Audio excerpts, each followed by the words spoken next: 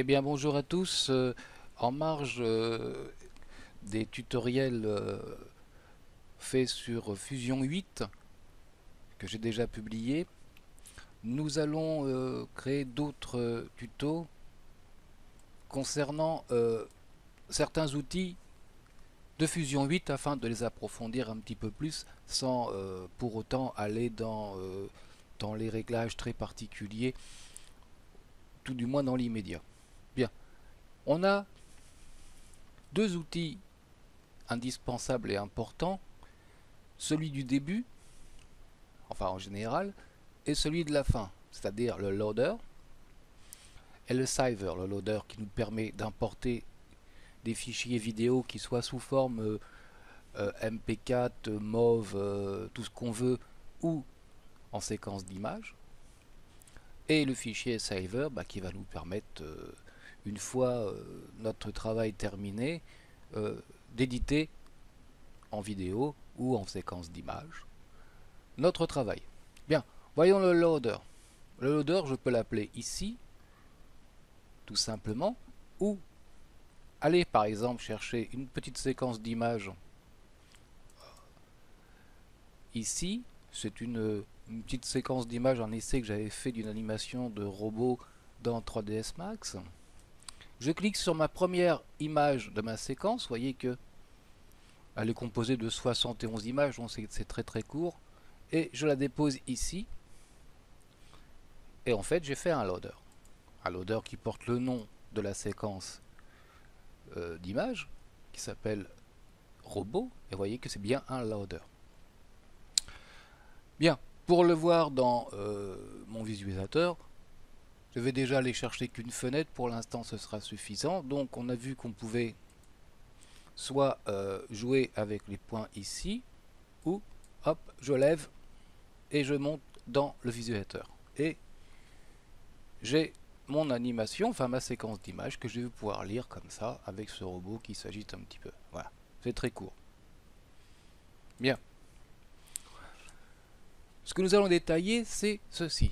Nous avons donc en première ligne le process mode qu'on va la plupart du temps laisser en full frame, c'est-à-dire voilà, tel qu'il existe, et à Fusion 8 de se débrouiller en fin de travail à nous composer ça dans le format vidéo que nous avons choisi, ou de dire bah non, c'est du NTSC, c'est du PAL HD, c'est voilà. Ici, en global in et global out, j'ai ma ligne de mes 70 frames, 71 même d'ailleurs, ici. Je peux dire par exemple, tiens mais ça moi je voudrais que ce soit lu, mais qu'à partir de la 241e frame. Ce qui veut dire que si je fais une lecture, j'ai rien, ça ne commencera qu'à la 241e frame. Donc comme nous sommes en 25 images par seconde, vous faites le calcul et ça s'arrêtera une fois fini. Donc ça me permet de disposer un élément à un moment T voulu de ma composition. D'ailleurs ça se retrouve dans le timeline qu'on retrouve ici. Vous voyez que d'ici à 0 à 241 où commence ma vidéo, je n'ai rien, et bien sûr ça s'arrête une fois terminé. Donc ça, je me sers ici du global in, global out, où je vais directement dans ma timeline. Alors ça rappelle un peu plus After Effects, et je vais dans ma timeline et je dispose cet élément là où je le veux. Bien, on va le remettre au départ, c'est-à-dire à 0, et nous allons pouvoir lire notre vidéo. Voilà. Ok, on revient au flow et à notre loader. Ici, dans le file name et proxy, un accent merveilleux, et la proxy file name, comment dire, ici par exemple, bon là c'est une suite PNG, mais si j'avais par exemple une vidéo dans un très gros format,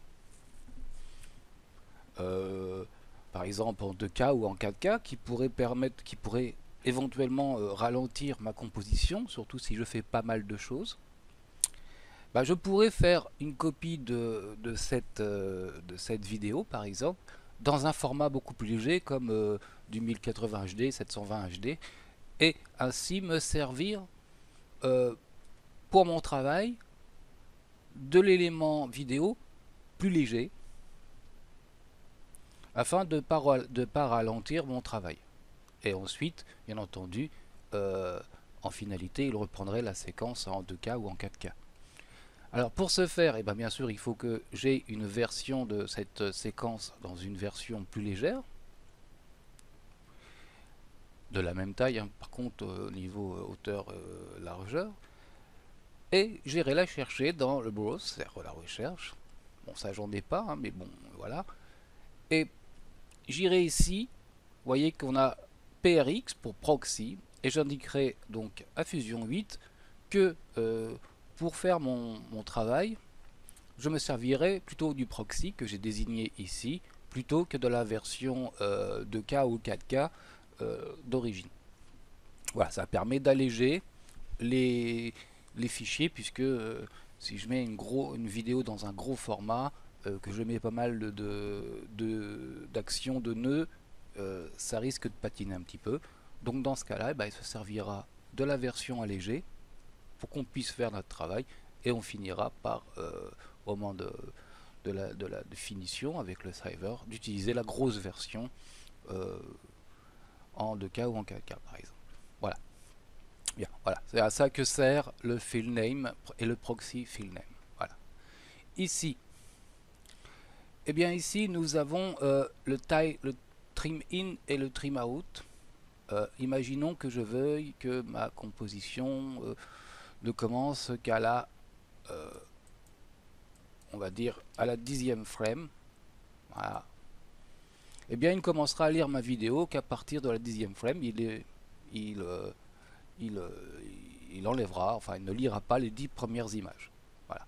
Donc, ici, on commencera à 0. Et puis, si par exemple, je veux que ma vidéo s'arrête à 44 frames, bon là, j'ai une vidéo qui est très courte, mais imaginons qu'on a un truc qui dure 2-3 minutes, mais qu'il y a une partie qui ne m'intéresse pas d'avoir, voilà, et ben, il ira lire que jusqu'à la frame que je lui aurais désignée dans le trim out. Voilà, ici, je dis tu commences par la 13e image par exemple, et ici je dis mais tu t'arrêtes à la 55, à la 57e ou à la 49e. Voilà. C'est à ça que sert euh, ce, ce trim in et trim out. Ok. Alors, ici, nous avons alt first, excusez-moi, frame. Par exemple, je vais dire tac 10 et on va voir ce que ça donne si je suis au départ. Alors, tac, oui, on est bien. Alors, ça va pas trop se voir, mais il va mettre sur la première image, en fin de compte, 10 frames. C'est-à-dire que pendant 10 frames, c'est-à-dire si j'avais mis 25, on aurait dit tiens, voilà 25. La première image aurait duré 25 secondes en fait. Voilà. Ça sert à ça quand on a besoin que par exemple une vidéo soit fixe à un moment donné, à son départ, pendant un nombre de temps donné, 25, 50 frames, 1 seconde, 2 secondes, plus si nécessaire. Donc il va s'arrêter sur la première image pendant le temps de 25 frames, 50 frames, 100 frames si nécessaire. Voilà. Et bien entendu, ici c'est la même chose, mais à la fin, disons que ma vidéo s'arrête à la dernière frame et je veux que cette image reste un peu figée. Ben, je vais dire, on va faire énormément, là on va mettre 150 frames, peut-être que ça se verra bien. Et on va arriver ici, tac, il lit ma vidéo. Et vous voyez que là, il va arrêter à la fin de la vidéo. Et pendant 150, pendant 150 frames, c'est-à-dire le temps de 150 frames, il va mettre la dernière image en fixe. Voilà. Donc idem ici, si je lui dis 150 sur la première image, voilà, elle va rester fixe pendant le temps de 150 frames. Hein, en fonction du temps qu'on a mis pour les frames, c'est-à-dire 25 images par seconde ou 30 images par seconde si on utilise un autre système, ou 24 ou 15 comme on veut. Voilà. Voilà. C'est ça le all the first frame et all the last frame. Ok. On va enlever ça. On va mettre 0. On va mettre 0 ici. Bon. Dernier point. Bon, il va s'arrêter mon petit machin là. Dernier point. Je reviens à mon robot. Ici, nous avons le reverse. Reverse, ça veut dire lire à l'envers. Donc, si je le coche et que je lance ma vidéo, elle va se lire à l'envers. Voilà. Ok. Et ici, on a le loop. Ça veut dire que ma vidéo va se lire en boucle. Tac. Je lance ma vidéo. Et elle recommence, et elle recommence, et elle recommence sur toute la durée de ma timeline. Voilà. Voilà quelques points. Bien, dernier petit détail. Ici, vous avez Music Frame, Fade. Et si vous cliquez, vous avez All Previews, Out of Color et Wet. Bien. Ça concerne des frames qui seraient absentes ou défectueuses, notamment dans une séquence d'images. Imaginons que j'ai oublié ou qu'il manque 3-4 images. Si je lance un rendu, ben, il va me dire qu'il y a un problème avec certaines frames. Bien. Le rendu pourra pas se faire.